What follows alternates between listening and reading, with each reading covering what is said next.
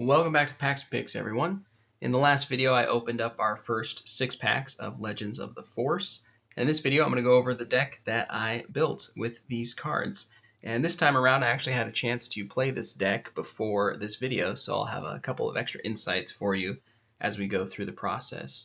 So like most Star Wars Unlimited sealed pools that I do, the first thing I like to look at is my leaders, just to see what I have to work with. And we had 5 unique leaders this time around. We did have 2 copies of Anakin, so it's kind of limiting our options a little bit.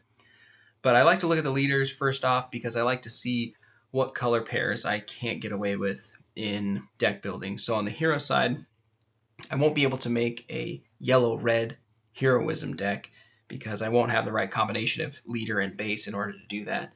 And then similarly on the villainy side, I won't be able to do a yellow-green villainy deck because I don't have the leaders to support it. So I like to do this first as I get into deck building just because it helps steer me away from any combinations that I just won't be able to do anyway. So I try not to get excited about those combinations as I'm doing deck building. So with that in mind, looking at these leaders, things that I like about some of them so far. So Mother Talzin, I do like Mother Talzin and her ability to give a unit -1/-1. Just seems like in a lot of games, you've got that one pesky unit that's got 1 health left on it, and Mother Talzin could be really good to help finish off those units. She's also a knight creature or knight unit, so that has some synergies in this set as well. On the other side here, Obi-Wan, and this is the leader that I ultimately went with. Give an experience token to a unit without an experience token on it. So we've seen in the past how powerful an ability like this is, looking back on the Rey leader from previous sets, where she could give an experience token to small units. Just really powerful ability. This one you have to have a force token in order to do it, but I think there's enough vectors in this set to get the force token going, enough synergies to have the force token. So I really like Obi-Wan, and he's ultimately going to be the leader that I went with in the deck building. Another interesting consideration for this set too is that force token. They've got the new common base, the 28 health bases, where if a friendly force unit attacks, you get the force token. So this is one thing to consider during deck building also, kind of like with the color of your leaders. So if you don't have the right color of base with this ability, it might be a little harder to get the force token during your games. Fortunately, in my pool, I did end up with one of each color of base, but I know with the opponent that I was playing didn't have all these options, and so their deck building choices were a little bit restricted as well if they were trying to go for the force token and using the force a lot. So that was another nice thing for deck building for me, and one thing to keep an eye on as you're going through your deck building. I ultimately went with Cunning for Obi-Wan, so I went with a green-yellow build, and we'll talk a little bit about that as we go through. The next thing I like to look at are the rares and legendaries, just to see if there's anything here that is really going to pull me into a color. And there were a couple things that I liked a lot. So one of them, Size Matters Not. This is a double blue card. We know obviously that didn't go into blue, but this was one thing to consider. Usually the double blue is a penalty, so in this case it would be a 5 cost for me to play, even in a blue-based build. But that first ability, if you control a force unit, this upgrade costs 1 less to play. So even outside, even with that extra blue pip, it's going to cost us 4 if we have a force unit. So that does help. And it's going to bump up a smaller unit to be a 5/5. So I do like this because it's a way, if you draw this medium late in the game and you've still got one of your early plays sticking around, you can upgrade this to a 5/5 and make it relevant again in the game. So I do like Size Matters Not. Rey was another one of our rares.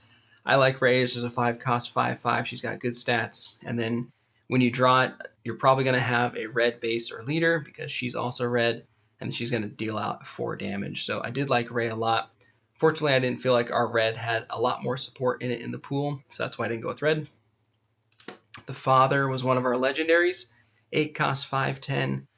Really impressive looking stats and ability.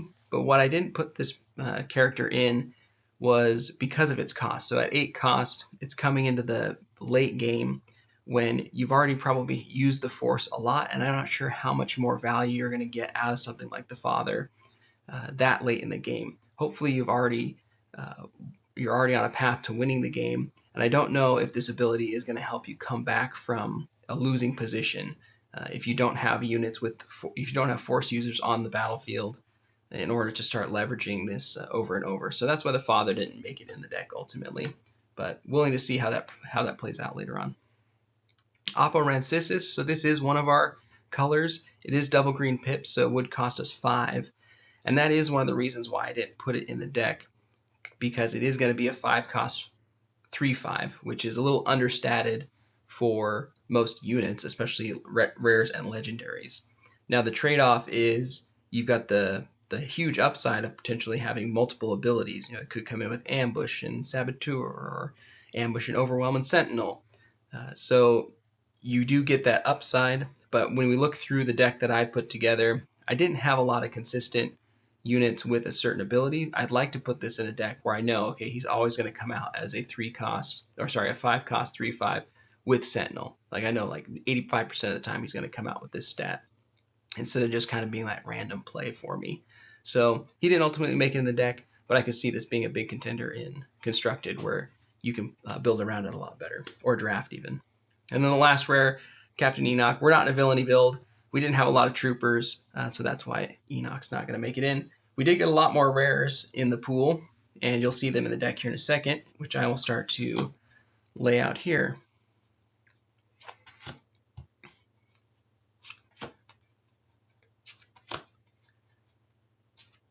All right.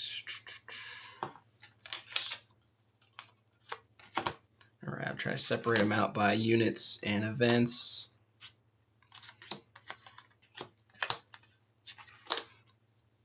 Oh, right. So one of the things I like to look for in not just Star Wars Unlimited, but any sealed environment and other TCGs is interaction with my opponent. Do I have cards that let me deal damage straight to a unit or bounce a unit on the other side? Something that lets me interact out of hand. And I didn't have a lot of that in this set. Usually Aggression, the red color in Star Wars Unlimited, is going to have a lot of those effects. I did have a few in the pool, but the rest of the red pool didn't really support or justify bringing that in as one of our colors. Some of the things that I do like about this deck and that did pan out in the gameplay was our 2-drops. So we've got 2 Youngling Padawans and 2 Mysterious Hermits. So the Youngling Padawan, 2 cost 2/3, really good stats, and then when played, the Force is with you. That didn't really wasn't super relevant for me in my games, but being able to play this on the first turn of the game, and then pairing that with the ability of our base, where we can attack and get the Force token, really got that engine moving. And just having 2 Force users in the Youngling Padawan and 2 Force users in the Mysterious Hermit really made it so that I could be almost guaranteed that I would have a Force unit early on, and I could start that cycle of getting the Force, using the Force on something else, and rinsing and repeating over and over. So these early drop Force users were really nice in the deck. And then a nice pair with that too is BD1. So I found myself playing my 2-drop Force user, and then the next turn I would play BD1, and I would bump up that unit to either a 2/4 in the Mysterious Hermit or a 3/3 with Saboteur. So this was a really potent combo with that 2-drop Force user into BD1 that I really enjoyed in the decks. A couple other units that just seem to perform really well. Lifewind Sage, so 4 cost 3/5. When an enemy unit is exhausted, this unit gains raid 2. So units are going to be exhausted, seems like almost all the time. So this was oftentimes attacking above its weight as a 4 cost 5/5. So I just really liked that. And then a 4 cost with 5 health is just a nice blocker on the ground. Also, Terran Tatek, 5 cost 5/5. While an opponent controls a Force unit, this unit gains Ambush. So in Sealed of Legends of the Force, your opponent's most likely going to have a Force unit. It's a major theme of the set. So I found this most times to have Ambush or be threatening Ambush quite often. And then even if you do have to play it as a 5 cost 5/5, you're not feeling too bad about it.